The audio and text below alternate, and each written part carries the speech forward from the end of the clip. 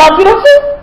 مسلمانوں کیا جب ہم گئے تھے پہاڑوں کے پاس، پہاڑوں نے ہماری بات کو نہیں مانا، ہوا نے ہماری بات کو نہیں مانا، مچھلیوں نے ہماری بات کو نہیں مانا؟ حضرت ابراہیم ابن ادھم رحمت اللہ علیہ اللہ والے تھے، بادشاہ تھے، بادشاہ کو چھوڑ کر انہوں نے فقیری کو اپنا لیا، اللہ کے راستے میں نکل پڑے۔ تو ان کے زمانے کا جو وزیر تھا وہ بادشاہ بن گیا۔ تو حضرت ایک مرتبہ دریا کے کنارے بیٹھ کر اپنی جو گدڑی ہوتی ہے، اپنا جو کپڑا ہوتا ہے، چادر ہوتی ہے، اس میں پیوند لگا رہے تھے۔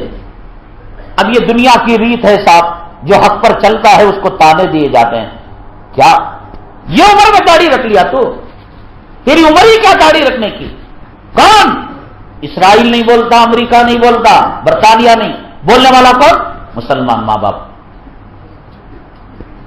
یہ عمر میں نماز، یہ عمر میں جماعت میں جانا، یہ عمر میں علماء سے ارے برباد ہو جائیں گا، برباد ہو جائیں گا۔ کون؟ اسرائیل نہیں بولتا، امریکہ نہیں بولتا، یہود نہیں بولتے، بی جے پی نہیں بولتی، مسلمان خود بولتا ہے۔ وہ کہتا ہے میری بیٹی کو مسجد میں سنت کے مطابق نکاح کرنا چاہتا ہوں۔ ارے تو لاوارث ہو گیا کیا؟ بیوائن کی طرح، یتیموں کی طرح مسجد میں نکاح؟ ارے دھوم دھماکے کے ساتھ زندگی میں ایک مرتبہ ہوتی میاں شادی، اس کو تو شادی خانے میں کیوں نہیں کرتا؟ ہاتھی پر، کتے پر، سور پر برات کیوں نہیں لاتا؟ کون؟ مسلمان کہتا ہے۔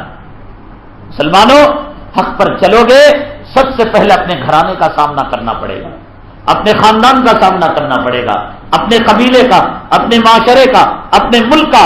کرتے جاؤ، مزے ملیں گے، مزے ملیں گے، حق پر جینے میں مزے ہیں۔ تو وہ وزیر تھا، بادشاہ بن گیا۔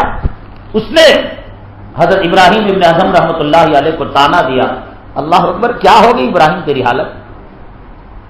ارے کل بادشاہ تھا، سر پر سونے ہیرے جواہرات کا تاج اور قیمتی کپڑا پہنے ہوئے، اور آج تیری یہ حالت کہ گدڑی کے پیون لگا رہا ہے۔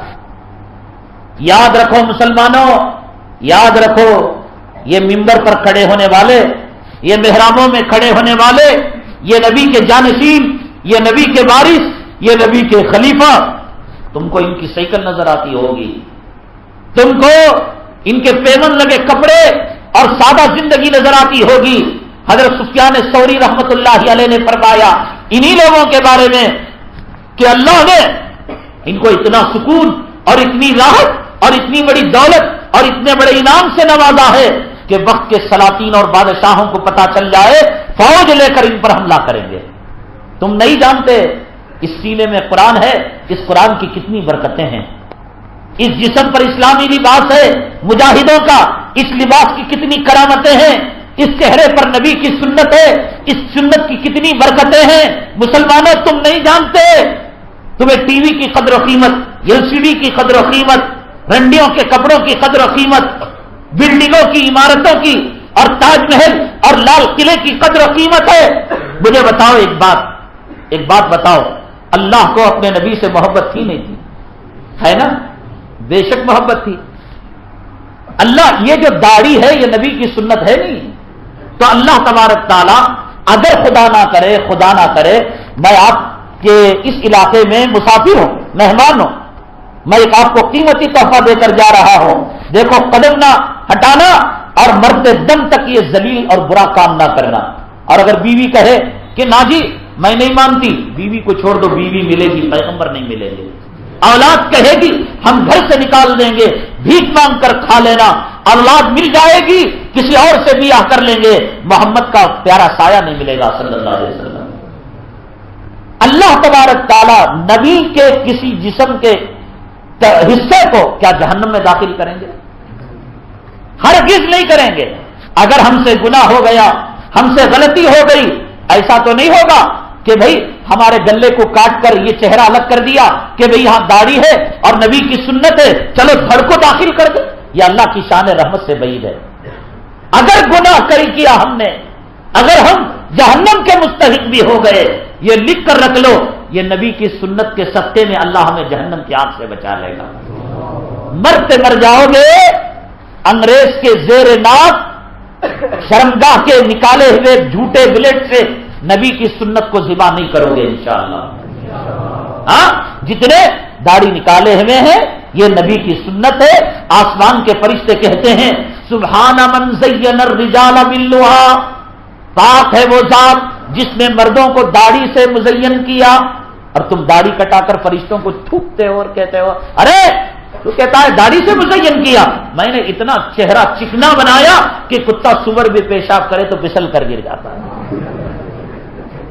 نہیں کریں گے۔ خبر کے اندر جب دوسرا سوال ہوگا من رجل بعث فیکم، کون ہے آدمی جو تمہارے درمیان پیغمبر بنا کر بھیجا گیا؟ حدیث میں آتا ہے اللہ کے حبیب پاک صلی اللہ علیہ وسلم کو اپنی امت سے اتنا پیار ہوگا کہ اللہ کے حبیب پاک صلی اللہ علیہ وسلم ہماری قبر میں جلوہ افروز ہوں گے، چہرہ دکھائی دے گا، لیکن جس کے چہرے پر سنت نہیں ہوگی آقا اس کی قبر میں نہیں آئیں گے۔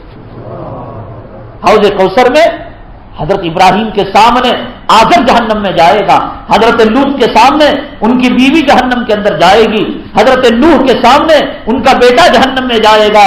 آہا کتنی مہربانی ہے آپ کی کہ آپ شفاعت کا پروانہ لے کر امتوں کو دیں گے، آپ حوض کوثر کا پانی امت کو تقسیم کریں گے، لیکن جس کے چہرے پر سنت نہیں ہوگی، جو عورت اپنی زندگی میں پردہ استعمال نہیں کرے گی، آقا کہیں گے سحقا لکم سحقا لکم، نکل جاؤ میرے دربار سے، لمن بدل دینی بادی، کہ میرے بعد تم نے میرے دین کو بدل دیا، میرے چہرے کو بدل دیا۔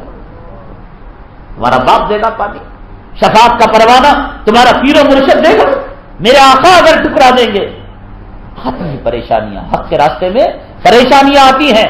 حضرت خباب ابن ارد کو پریشانی نہیں آئی، حضرت بلال کو پریشانی نہیں آئی، حضرت سمیہ کو پریشانی نہیں آئی، حضرت زنیرہ کو پریشانی نہیں آئی۔ کون صحابی جس کو پریشانی نہیں آئی؟ اشد البلائی انبیاء الامثل فالامثل، سب سے زیادہ پریشانیاں انبیاء علیہ الصلوۃ والسلام کو، اور جو جن کے قریب ہے اتنا سے اوپر آؤ، پریشانیاں آنا مقدر ہے۔ اگر یہ پریشانی دین کے نام پر نہ آئے، بیوی کے نام پر آئے گی، اولاد کے نام پر آئے گی، داماد کے نام پر آئے گی، کڈنی فیلر کے نام پر آئے گی، ہارٹ اٹیک کے نام پر آئے گی، کینسر کے نام پر آئے گی، بی پی کے نام پر آئے گی، شوگر کے نام پر آئے گی، وہ آئے گی دنیا والا کوئی رحم نہیں کرے گا، اور دین کے نام پر آئے گی سب ساتھ دینے کے لیے تیار، اور اس میں مزے ہی مزے، مزے ہی مزے۔